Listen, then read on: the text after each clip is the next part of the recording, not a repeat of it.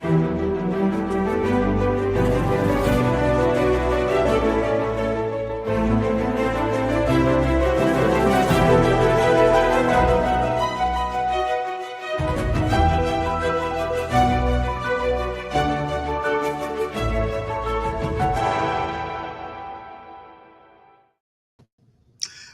afternoon, ladies and gentlemen. It's investment show on Pod TV, Modern Investing. I'm Sasha Star, and we have guest today, Dr. Milan Somberg. Welcome to the show. Delighted to be here. Thank you for inviting me. Thank you. And Jim Eat from IT Foundation. Welcome to the show, Jim. Thank you, Sasha. It's great to be here. Okay, so what we are seeing is the market just doesn't want to go down. It's overpriced. There are problems in Israel, and Ukrainian war is still on, and decision of interest rates later on today at 2 o'clock, and commentaries at 2:30. Market just doesn't want to go down. It's going up instead, and in very decisive way. So people who are placing bets on markets downturns, they're being burned, and there's nothing will help them. Money on the table, please. You want to bet against the market? Pay. Okay, now you paid. That's fine. Let's go further. Sasha, question for you. Question. Yes, please. How, the market is overpriced. Everybody agrees with that. The price earnings. I don't. But please. So how will it ever start coming down? It has to equal its historical average. In your opinion, how long will it keep rising? I think that historical average is all garbage. There is a new economy, there is new environment, new market, new people in everything. So historical averages are for losers only. That would be me. Not at all, Milan, but I agree. I agree that the historical averages are based on an economy based on manufacturing.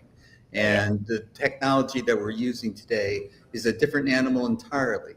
And so we can't use the past to predict the future in the case of the economic growth of the technology companies, which are driving so much of the gains in the market. Absolutely. If you take NVIDIA, is NVIDIA overpriced? Anybody says it's overpriced? Milan, is NVIDIA overpriced? I don't know. I don't follow individual stocks. I don't believe in betting or investing in individual stocks. I believe in investing the U.S. market as a whole. But your U.S. markets consists of stocks. Instead of investing in 1, 2, 3 stocks, you're investing in 500 stocks. That's right. 485 of them are all losers. But enjoy. Well, it seems to work. Sasha, you take a look at any community and go down the main street. Almost every business on that main street is losing money except the banks and the odd professional person. But the ladies' clothing stores are losing money. The gift shops are losing money. Most restaurants are struggling and having a tough time. So the same would be true of the S&P 500. Many of the stocks there are not doing well. But so why do you need them? Well, if you buy the American market as a whole, over the last 200 years, it has been the strongest market in history. That will not continue. As I keep saying, empires have 100% failure rate. The 15th century belonged to Portugal and 16th and so on. And so someday the American empire will fail. But, when you take a look at various funds globally, they all want to be in the American dollar. They all want to be in the American market. So how come American dollar is going down every single day? That's got to be temporary. Why does Saudi Arabia want to invest in the American market? Why do most countries, when they have their sovereign funds, sovereign funds want to be in the U.S. market? Why would that? They want to be in a good grace with Trump. That's the only reason why they're investing in the U.S. There's no other reasons. By the way, Europeans are not investing in US. I just came back from Europe. They all despise US. They all hate Trump. They make a mockery of a joke of over Trump. So I don't think that you can say that Europe is so impressed with US or Trump. The Europeans have disliked Americans for a very long time, and I wonder whether it's because of jealousy or what. But when I was backpacking through Europe, when I was a kid, a teenager, most backpackers, American backpackers, had a Canadian flag on their back. And that was years ago, and that continues. And the United States is the strongest economy in history, and it sure looks like it's going to stay that way. And I don't see it that way. I just came back from Europe. The infrastructure of America is 30 to 50 years behind Europe. It's everything what you have in Europe, the food, the transportation, the people. America is a joke, to tell you the truth.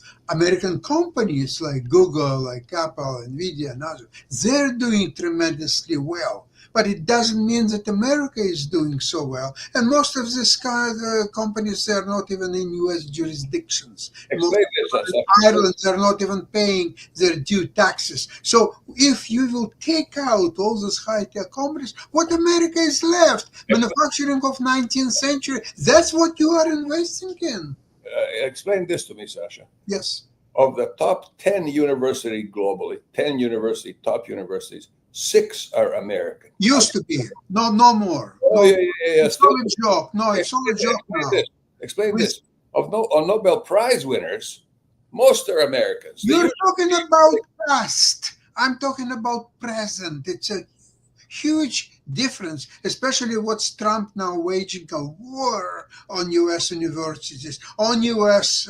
companies, on U.S. as a whole. So how come you are there to invest and talk about it when America is going down and Trump is number one reason?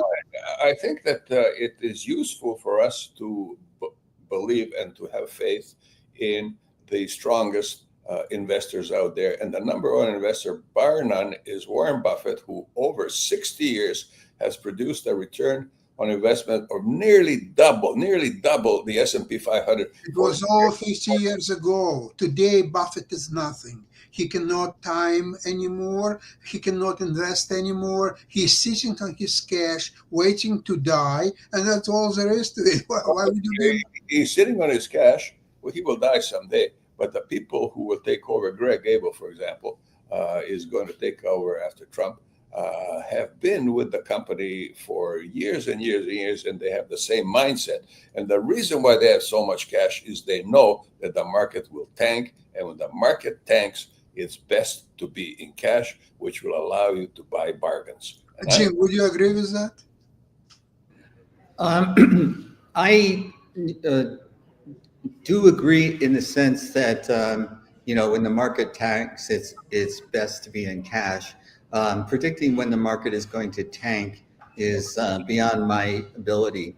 Nobody can do that. Right now, the companies that I'm investing in, their projected future revenues are just continuing to grow at an enormous rate. I'll give you one example, and I know Milan doesn't do individual stocks, but Marvell, MRVL is the ticker tape, just went up 7% today based on its announced future earnings. They're going to earn about $55 billion in their projected, and that's up from about 43 billion. We're talking about we're not talking about chump change. Let's put it that way. We're talking about a lot of money, and that gives those companies a lot of flexibility in pivoting if they need to. But these kinds of companies are ahead of the game. NVIDIA is a classic example now, and has been for a number of years. And other companies are leading that sector. And this is where I continue to put my money. AMD, Intel, these types of companies are more older companies that were involved in data centers and produce chips and things like that. They're lagging a little bit behind. AMD is doing a better job of pivoting than Intel is. Intel is trying to, but these are the companies that are doing well. But what Sasha is talking about, I agree with wholeheartedly. I don't know if any one person has done as much damage to a country as Trump has done to this one in such a short period of time. Yeah. And what we can tell is what is going to profit Trump, and that's what we want to pay attention to. And what profits Trump is the people that give him money. And so the people that are giving him money are the people that are going to be rewarded. And those companies are going to profit. We saw Elon Musk buddy up to him to try to make sure that the laws that are passed do not hurt his company, but help his company make money. But of course, as we predicted, that friendship did not last. Those two egos could not possibly fit in one room for very long. So it was very predictable, and Tesla has taken a hit because of it. So these are the types of things like Trump is now promoting cryptocurrency. The cryptocurrency is not something that I've ever gotten involved in, and I don't have any intention of getting involved in it. But if Trump is behind it, then it's the power of the federal government is going to be behind it. And so this is going to be a big boon for many people. But unfortunately, the more people will get fleeced than will make money, but the smaller percentage of people will make an enormous amount of money. Now, James, you were quoting the dollars amounts of some company, how much it made, and so on. It's much more useful to talk about percentage growth or percentage drop. Much more useful than to talk about dollar amounts. And also, NVIDIA is not in the S&P 500, is it? It's traded on the NASDAQ. Is that correct? No, It's not traded on the NASDAQ? it is in S&P 500. Furthermore, it's Dow Jones right now. Dow Jones. You love Dow Jones? If you buy Dow Jones, you buy NVIDIA. Yeah, I never pay attention to Dow Jones. Hey, Sasha, and definitely Milan and even Jim. I do have a question because I don't know how it is in your parts of Canada or even in California, where I know Jim is, and all along those lines. But it is incredibly hot the last couple of days here in North Carolina. I think we're in the 90s, feel like 100 temperature and everything. So I'm thinking, I know y'all don't believe in individual stocks, but if I was into individual stocks, I can see where a lot of people might be wanting to invest in HVAC companies like Trane and Goodman Manufacturing and stuff like that. Since I'm thinking a lot of people are going to be rushing out to buy air conditioning and all along those lines. So I'm just wondering y'all's thoughts around that, because there's even a company in California, I think it's called Therma, that is in that whole notion of air conditioning, that is one of their top ones. And like I said, I know y'all don't necessarily believe in individual stocks in that way and all along those lines, but what do you think about that? Because I'm thinking that a lot of people are going to be running to buy refrigerators and air conditioning and anything else that they can to keep cool. Well, let me tell you what I think about that. The most important thing about a company's performance is its management. Doesn't matter, if you're selling buggy whips, if the company is managed well, then the company will do well. So you have to take a look at the management history. And I find that the best way to find the record of managers is to go to ChatGPT and ask for the history of any particular individual manager, and they'll tell you. And if you're dealing with a manager who's been successful in the past, that individual will be successful selling buggy whips. So take a look at management all the time. That's critical. You're looking at fundamentals like price earning ratios and future stock prices and that kind of stuff. Management is the most important thing to check out, and I think very few people do that. Now, if you have asset allocation is another one that's really important. We need an asset allocation. Mine is 50-50. 60-50 also, 40 also works, and 45-55 and so on. All those work, but it's important to have a large amount of cash constantly. Now, Wall Street hates that because they don't make any money on the cash portion of what you have in your asset allocation. So they do everything to discourage that. They do everything to encourage active trading, which doesn't work for most investors. And in the short run, it often does, but in the long run, it certainly doesn't. So look at management all the time. That should be the number one priority. If you take a good manager and put him in a company that's performed badly for a long time, that manager will turn it around. So management all the time, which is something that many investors don't do. Now, if you have a 50-50 asset allocation, And like I said, 45-55 also works at 60-40 and so on.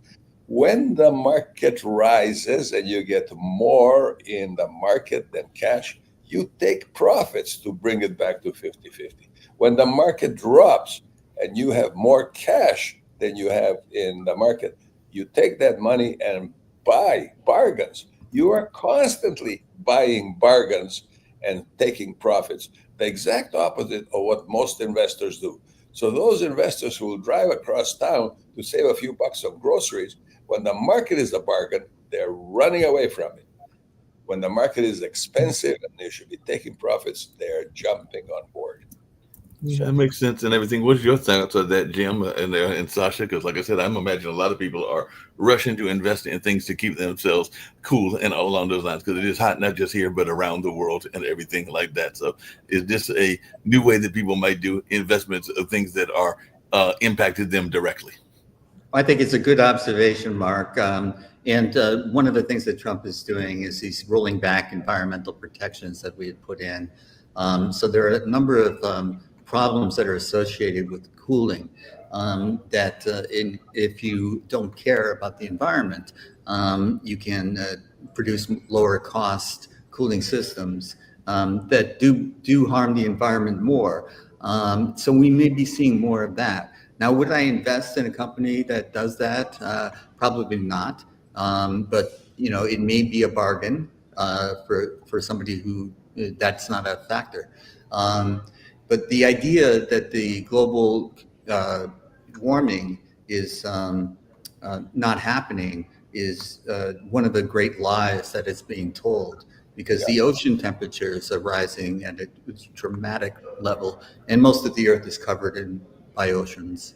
And so if their heat starts to rise, then it affects all sorts of things, and it's a snowball effect, or the butterfly effect, where the salmon don't go to the same places, the whales don't go to the same places, and then all of a sudden, like in Maine, I know that the lobster fishermen are really suffering, and so this is the kind of thing that is happening, but the White House under the current administration is ignoring it and paying attention only to the almighty dollar, and the almighty dollar that profits one man the most, and those who curry favor with him.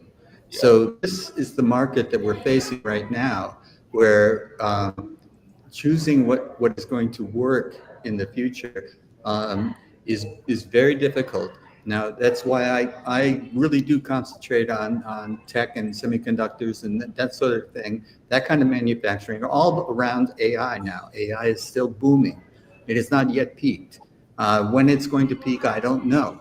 But all of these companies that are going into that sphere, they are the bargains now. And so, even though NVIDIA is highly priced, it is not overpriced by any stretch of the imagination. But impact on the environment, for instance, a lot of people made a lot of money in cigarettes and in alcohol, but you cannot buy cigarettes and alcohol at Walmart because Sam Walton didn't want sin products in his stores.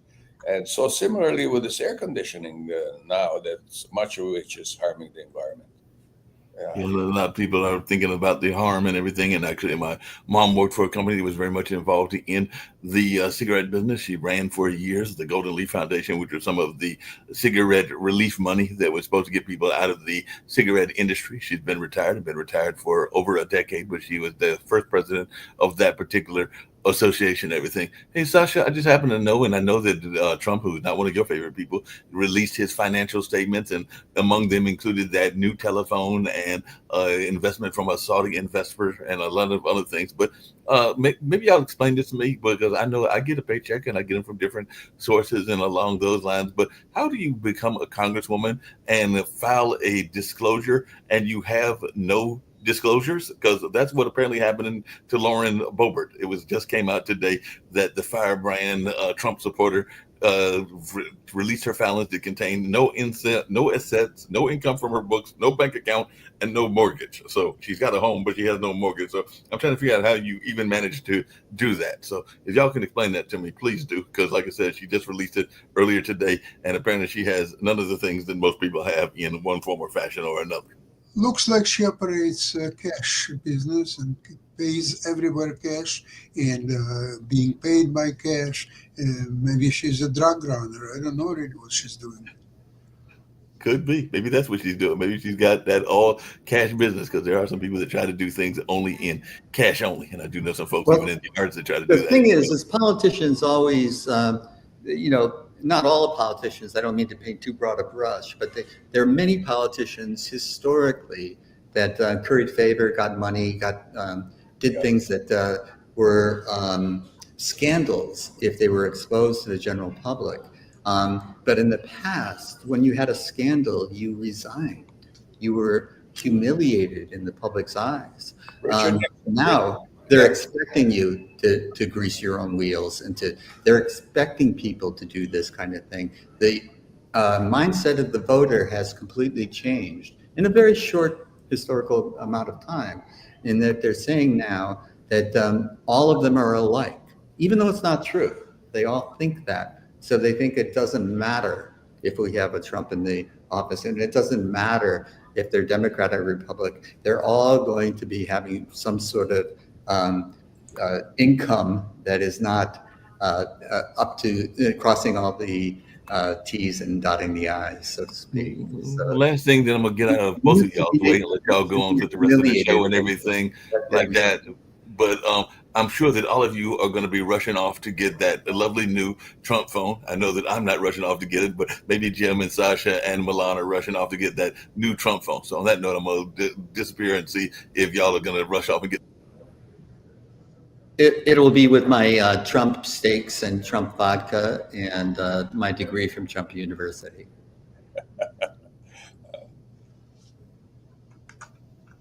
Well, 300 years from now, Trump is going to be remembered better than any other American president. If you ask people 300 years from now to name American presidents, they will know about George Washington, they will know about Abraham Lincoln, but more than that, they will know about Trump.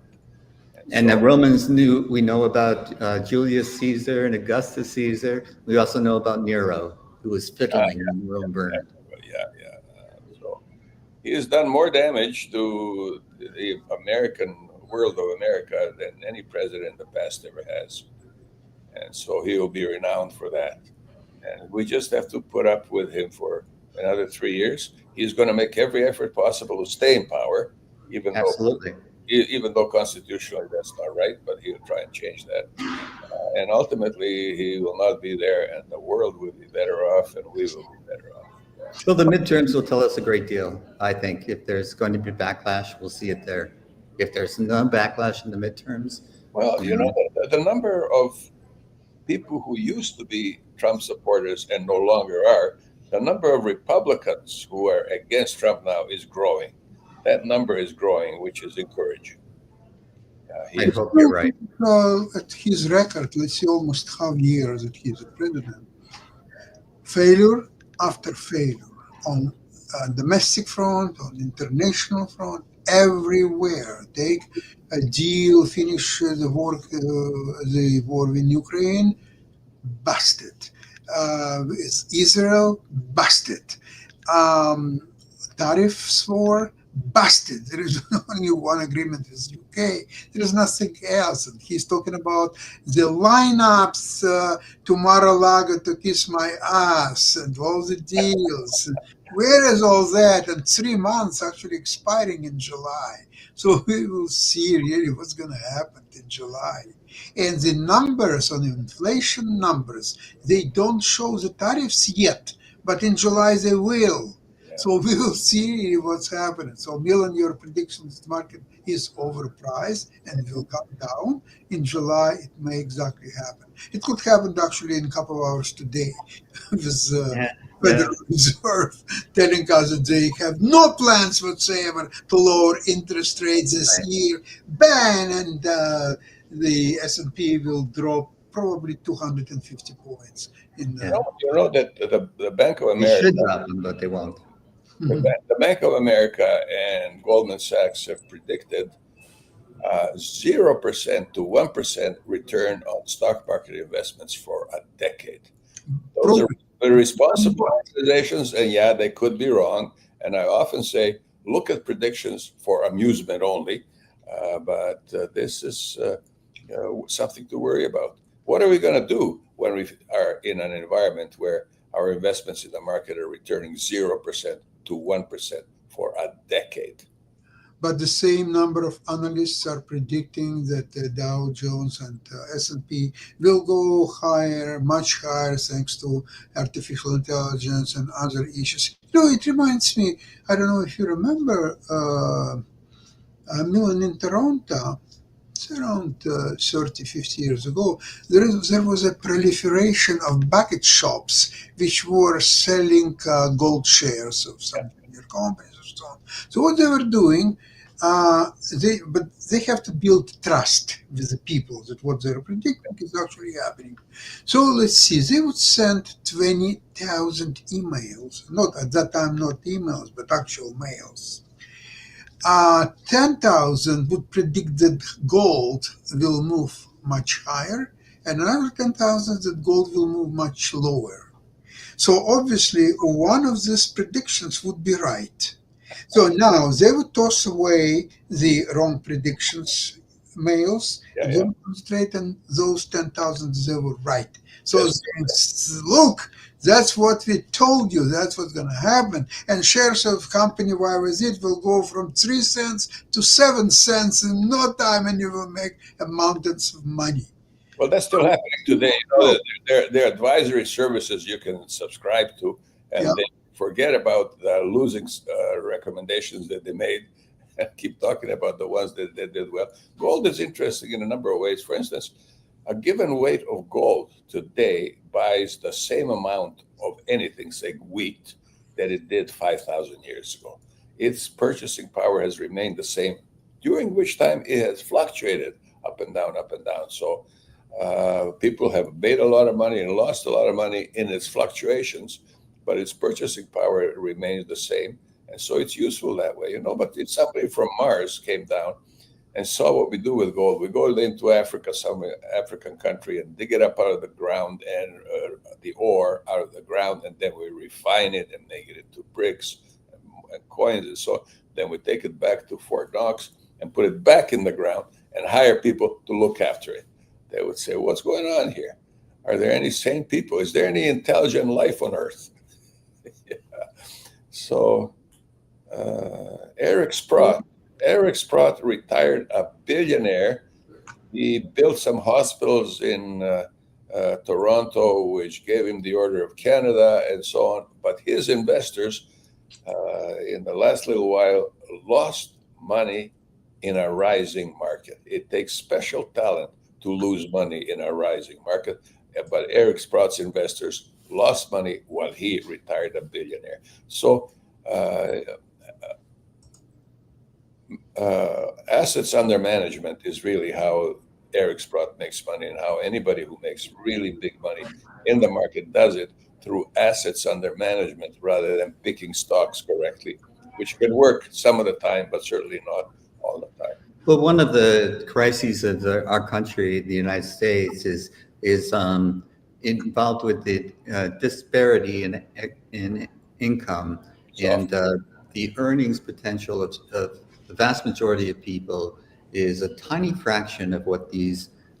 It's almost an oligarch society, and our capitalist system and those who believe in it, unchecked, unfettered, unregulated, that there will be winners and losers, and the winners take it all, and the losers are on the just going paycheck to paycheck and worrying about whether they can make rent. I used to sweat rent. I know what that feels like, and the majority of Americans are in that situation.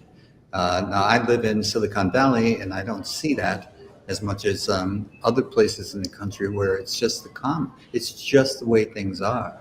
And when you have a leader who does not care about those people, then we have troubles. that will continue to brew and manifest in various ways. So these are the things that I worry about for our future, because a just society takes care of those in need. Yeah. And in the United States used to be a just society. Since the New Deal back in the first half of the 20th century, we have been committed to making sure that those in need, for example, Social Security, those types of things, there will be Medicare, and people want Medicare for everyone, so that you don't go bankrupt when you get ill. When Canada is a just society that way. I'm on a medication which costs me $12 to $14 dispensing fee once a month. In the United States, it costs $39,000 a month. Now, how many people die because they cannot afford a medication that's important? Correct. How many people skip eating right because they need to buy that medication? It's just awful. So, but what happens is, in Canada, we pay for it through our taxes. The Tax Freedom Day is that point in the calendar where we no longer work for various taxes, municipal taxes, gasoline taxes, income taxes. So we work for ourselves. In Canada, it's the middle of the year. In the United States, it's somewhere in March or so. So we pay a lot more in taxes. I mean, there's no free lunch anyway, except temporarily, occasionally. So that's... Yeah, you can count me crazy, but I was happy to pay taxes. And when you make a certain amount of income, then they stop having you pay into Social Security, which always frustrated me. The more money you make, then all of a sudden they give you more take-home pay. It doesn't make sense to me. The people that everything is hurting the people who are struggling. Rather than trying to lift up those who are already at the highest places in our society. And there was always this idea of a trickle-down effect. If these people were doing well, then other people would start companies, and they would start employing people, and there would be more jobs. Well, the School of Economics in London did a 50-year study and found out that never happened anywhere. Yeah. But it was based on the manufacturing-based economy, which we no longer are. And so this has been a joke for a long time, but many, many people sincerely believe it. If the wealthiest get wealthier, it will somehow make my life easier. The opposite happens. John Kenneth Galbraith, who advised more than a dozen presidents and who came from Guelph, Ontario, has a degree in agriculture as well as economics. He said the trickle is like saying if you put enough oats through a horse, enough will come out of the other end of the horse for the birds to have something to eat. So that's it. Now, students were asked in a class in Russia, what's the difference between communism and capitalism? And a student gets up and he says, under capitalism, man exploits man. Under communism, is the other way around. Yeah. So, under communism, the state controls the means of production. And under capitalism, the means of production is controlled by companies, individuals, and so on. And so the Russians ultimately realized that the American system works much better. So they invited people from Harvard to advise them. Gorbachev did that, to advise them what to do. And he said, privatize. Take all these companies that are doing badly and privatize. Before Gorbachev, about 3% of the Russian farmers owned their own farms. 3%. They produced 25% of the agricultural output. Tells you something. So Gorbachev noticed that, and so he invited these economists to tell him what to do, and they said privatize. And so many who became oligarchs took advantage of that, and they took good care of themselves in the privatization process. And Gorbachev, people like me think of him as a saint of the 20th century. In Russia, he's the most poorly regarded leader that Russia has ever had. Two things about the so-called U.S. advisors to Gorbachev. Two things. Number one, they've done themselves extremely well in privatization. Yes, They that's right. all became billionaires themselves. Later, a few years later, they were almost all of them were gone from Russia because they were not needed anymore. But they made a lot of money. Number two, which is even more important, they said to privatize, but they didn't explain to Gorbachev how to do it. They didn't. So they were called in Russia, I remember, Chicago boys. So the boys did very well. The Russia didn't to trust. The oligarchs, yes, they did. But Interestingly, 1/3 of downtown London, England, the most expensive real estate on the planet, 1/3 is owned by Russians. yeah, London, England, yeah. yeah. Where did they get the money from? So From Russia's resources, of course. yeah, And the West helped them a big time to achieve that. But it's another story right now. Unfortunately, Ukraine is being destroyed by Russia with the tandem of Putin and Trump. They've got very well together, and Trump is definitely a great benefactor of that happen because he's destroying Ukraine, and after Ukraine, it's going to be the Moldova, the Baltic republics, the Poland, and so on. And Trump doesn't have to do anything. All he has to do is to make sure that the West will not help Ukraine, so Ukraine will capitulate. So then Russia has a free hand to deal with Europe. And for Trump, Europe is far the biggest enemy of all because they don't agree to tariffs. They are more powerful than Trump economically, number of people, the quality of life, everything in Europe is much higher than in US, and he cannot stand it. So to destroy Europe, he can do it with the Putin's help. the quality of life in some aspects, some parts of the United States is really excellent. I would be very happy to live there. Utah would be an example of that. Living in Utah is far different from living in some parts of Texas, for example, and some parts of the United States that are close to the Canadian border in the east, like Vermont and so on, are very lovely communities to live in. But many parts of, the United States is such a large country, is the fourth most populous country on the planet. And you take a country like that, it would, at its best, it leads the world. At its worst, it also leads the world. So when you take a country that we consider just ideal in so many ways, Norway would be an example. They got a population of the Greater Toronto Area, 8 million people, and they're all the same. And so that helps it. They pay a lot of taxes, and they're happy to pay those taxes because they get benefits from cradle to grave. And so, that money that is managed by the government is not as well managed as money that's managed by individuals. So we have in ancient history, we have grave robbers in Egypt. And so when some Egyptian leader died, they buried a lot of wealth with that leader.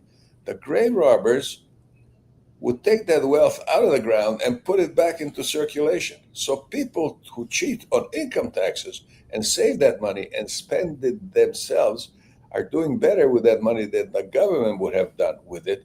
So people who cheat on income taxes are of benefit to society generally because they use that money more effectively. Okay, before we finish our program for today, anything what you're doing today on the market, anything, any ideas, what if you didn't do it, what you would like to do it? Anything, Jim? Yeah, I'm still tracking Marvell and NVIDIA and companies like that as my priority in investing purposes. I also look at what's going on in the world and what is going on with Iran and Israel right now is very disturbing. These will affect shipping, for example. Things will cost more because of the economic cost of shipping goods from port to port. But these types of things are going to affect the economy. The global community is we have a global economy, but not a global community. And so as long as war is going on, and this will negatively impact all but those who make things like war machines.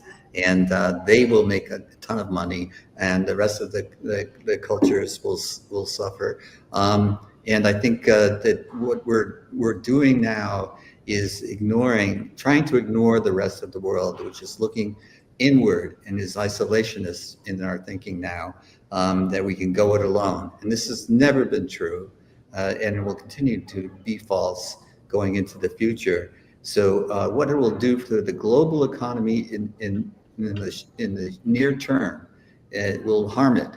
And what we'll be doing it to the U.S. economy in the near term will be harmful.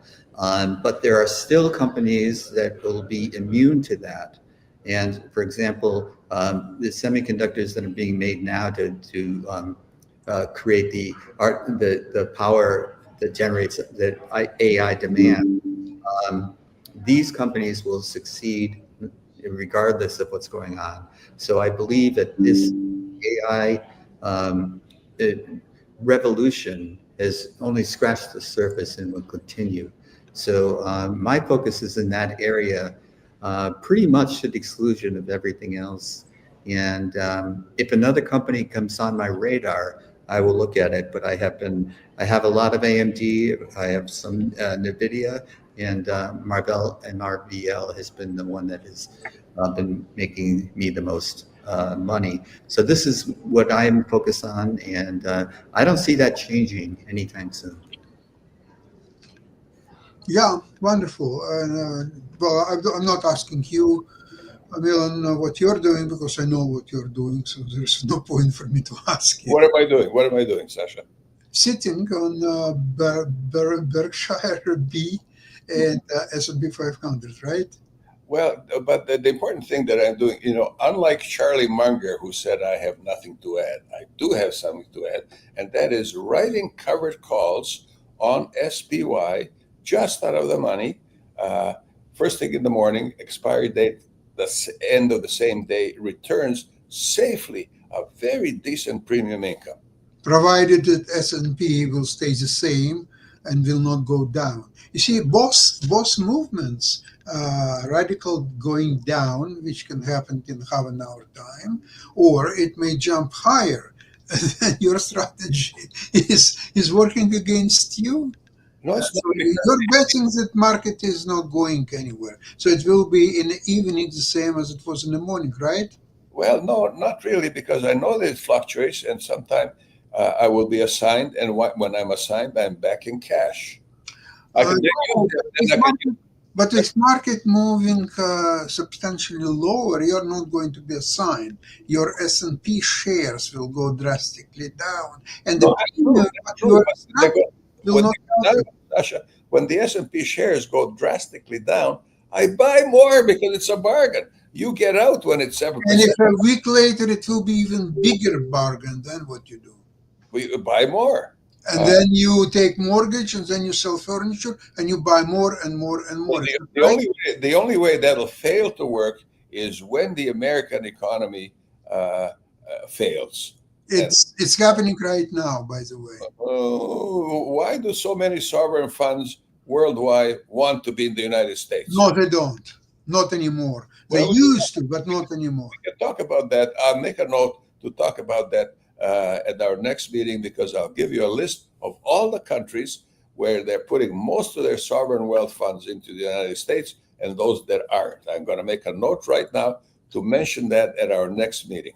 But just make sure that we are talking about not stocks separately from the bonds separately, because most of them are buying treasury, 10 years old bonds or 30 years old, but not so much stocks. I'll talk about that as well, because the bond market is larger than the stock market, and bonds always return less than you lend them. You lend them money, you're going to get your $1,000 back. It will buy less than it did when you lent it to the company or the government. Yeah. Okay, it would be very interesting to see the statistics next week. I will definitely give you a floor to make presentation. In the meantime, I would like to thank you very much for today's show. And Thank after you, the last pleasure. 2 weeks, by the way, tomorrow I think market is closed. Yeah. But the other days it will be remaining open, except Saturday and Sunday. Have a successful week and see you next Wednesday, same place, same time. Bye bye, everybody.